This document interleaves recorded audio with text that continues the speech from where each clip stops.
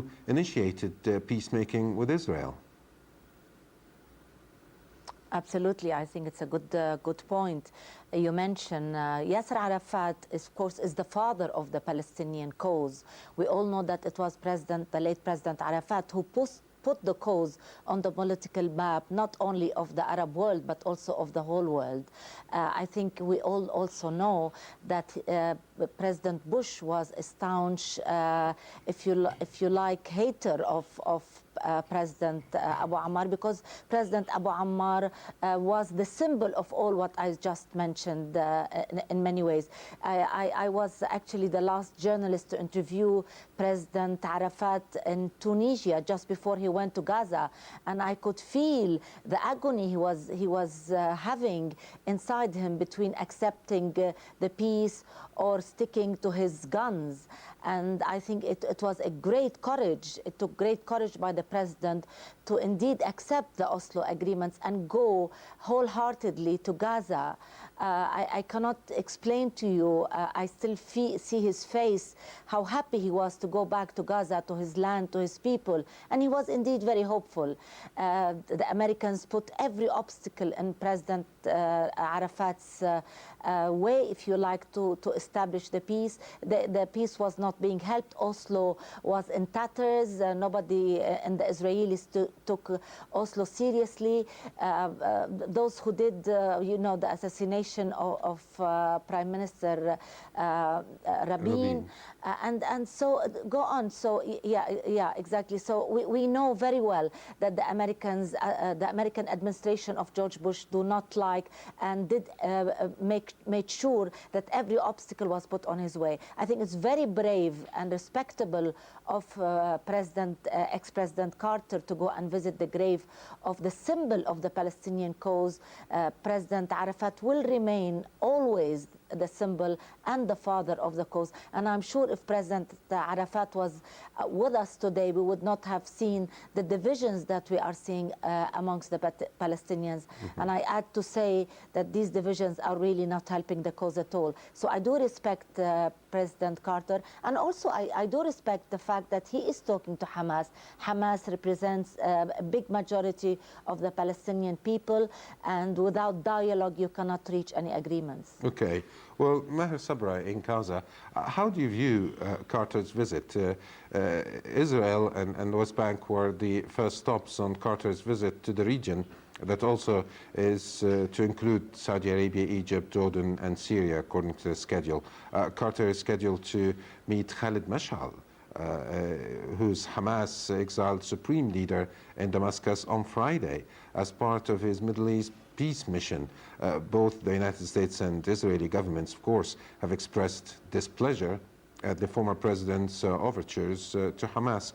During his visit to Israel earlier this week, Carter said isolating Hamas was counterproductive and volunteered to serve as a conduit between the group, Hamas, and the United States and Israeli governments. Now, Mr. Maher Sabra, why aren't they ready to explore new options like the ones put forward by ex-President Carter, since the current overtures aren't working at all? Well, why don't they give somebody else or another option to try to reconcile the situation?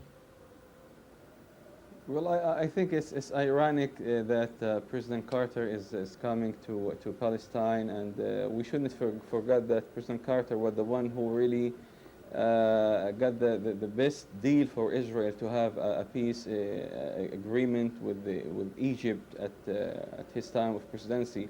But at this point, President Carter is not really presenting any official voice in the American administration. This is one thing to remember. In the meantime, I believe at this point that Israel, again, is not interested in a real solution to the problem with the Palestinians. But I wouldn't say that it wouldn't mind, if President Carter would try to explore and put some pressure on Hamas and its leaders either in Gaza or in Syria to get them to the terms of Israel. So again, the situation on the ground now is so tense. Today, more than 18 people have been killed in Gaza, 18 murders. And Israel announced 4 soldiers were killed today in Gaza. So the situation is very difficult on Israel and on the Palestinians. So Israel would like or would love President Carter to go and talk to Hamas, but without any official signal from the Israeli government at this point. No, and backdoor, they like what he's doing, as long as he's trying to put some pressure on Hamas. If he gets something from Hamas to the Israelis, they like it. Otherwise, he's on his own, like they're saying. So it's ironic now. The position of President Carter is really moved, I would say, 180 degrees with the Palestinians. Definitely he knows much more of the facts on the ground. He called Israel an apartheid, in his book, yes. state, and exactly. And so Israel doesn't like what President Carter is saying about the situation. But I believe in the back door they would love him to explore a round of talk with Hamas. Especially Hamas now is interested in a real solution to the problem. They really want some kind of a truce, but again a truce or an agreement that will bring some right to the Palestinians, especially in Gaza and definitely in the West Bank. Meher, I want to ask you, since you've mentioned the Israeli incursion today, 4 Israelis killed in this incursion. Israel seems to sort of suffer many casualties in recent days. What's happening? Well, we heard that it was a kind of trap, it was an ambush the Palestinians prepared for them. Are the fighters there in Gaza using different tactics? I think the situation in Gaza now is getting, the Palestinians, the resistance fighters are getting more and more experienced now. Especially with the situation now in Gaza is really getting so turbulent. So they have nothing more, not many things to lose. So definitely, yes, the Palestinian resistance is learning more lessons. They're using different tactics now, and they really putting some casualties, some real harm on the Israelis. And I believe this would really give Israel now a chance to stop, to slow down and rethink all its plans. If they want to have an incursion, in Gaza and go back to Gaza, they will think it many times, because yes, it seems the resistance in Palestine, in Gaza, is really start to stand head to head with the Israelis, and this is something is clear with the more and more casualties now we hear among the Israelis. Okay, well, let's go back to former President Carter's visit to the region. Of course, Israeli officials rebuffed Carter. They shunned him. Only Shimon Peres, the country's ceremonial president, met the former U.S. leader and took the occasion to tell him that his planned meeting with Mashal was a great mistake indeed. Israel urged the U.S. ex-president not to meet Mashal, and they said it would be shameful, as Jimmy Carter symbolizes peace. Now, this brings to mind the peace overtures, the Camp David agreement between Israel and Egypt. And I want to ask you, Baria, when we think of the role Carter played as an architect of the 1979 Egypt-Israeli peace treaty, and he won the Nobel Peace Prize in 2002. Now, how would things would have worked out if the Syrians and the Palestinians joined former President or deceased President Sadat in Camp David agreements and signing peace treaties? Does this come to mind when we think of Carter and his visit to the region and his peace overtures? Yes, absolutely. And it's a great pity that President Carter is doing what he's doing now. He now is realizing the justice of the Palestinian cause and indeed perhaps the justice of the whole peace in the area, including the peace with Syria and the peace on the Lebanese borders as well. As you know, in Lebanon, there is also the Shib'a farms that are still occupied, and of course the Julan Heights.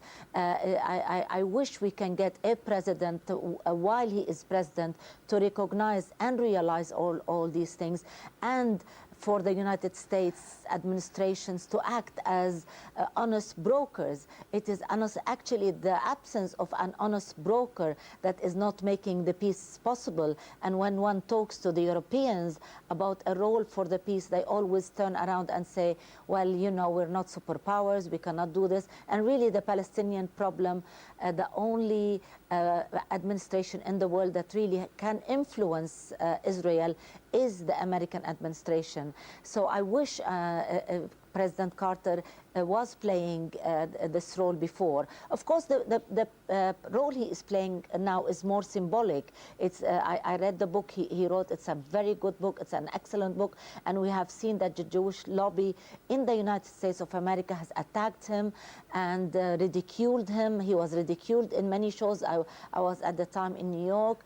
And now also he is being ridiculed again in the Jewish press, in the Jewish media in the States. But I really commend his bravery and his courage to go ahead to meet with Khalid Mash'al. And indeed, we go back again to the idea of dialogue. How can you solve a big problem like the Palestinian problem if you do not have a dialogue with one of the main factions? The followers of Hamas, and Hamas are Palestinian people. They're not coming from an alien country or whatever. So yes, Hamas needs to be engaged, and I hope Hamas would stick to the logic and to the, if you like, the moderation, because the Palestinian people in Gaza are suffering and suffering a lot. We know that Israel is not showing any mercy. It has never done, it will never do. Israel is an apartheid as regime, as President Carter has shown it to be. And I think what we utmostly can see from this visit is something more symbolic and perhaps a stand with the Palestinians. I do not see that the Israelis or indeed the American administration is going to take the advice of President Carter. Yes. Well, I want to turn to Maher Sabra in Gaza.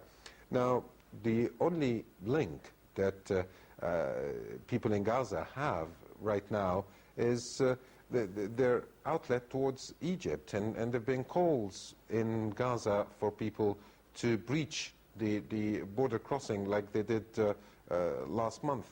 And there was also a fatwa by one of the Palestinian clerics that if the Palestinians are stopped by the Egyptian army, he allowed them to kill Egyptian soldiers. What's the situation like? And do you think if the siege continues on Gaza, we could see something like this, a conflict between people of Gaza and the Egyptian authorities?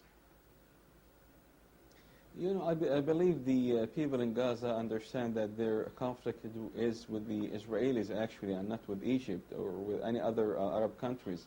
And actually this is understandable by the normal people on the ground and by the leaders of Hamas also.